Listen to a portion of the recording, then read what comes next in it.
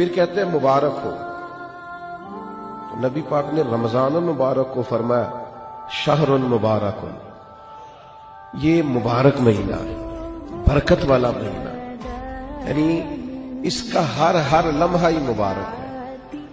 روزہ رکھیں تو پھر بھی مبارک ہے، افطار کریں تو پھر بھی مبارک ہے.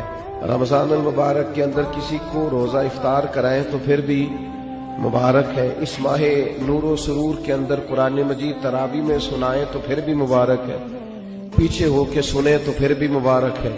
رب دے توفیق، اللہ کرے فضل. تو رمضان المبارک کے اندر اگر ملے توفیق بندہ بیت اللہ کی زیارت کرے تو بڑی مبارک ہے، اور اگر اللہ توفیق دے اور انسان یہ ماہ مبارک مدینہ منورہ میں گزارے تو پھر بڑی مبارک ہے. تو ہر لمحہ مبارک ہے، ہر گھڑی مبارک ہے. رمضان سارا ہی مبارک ہے.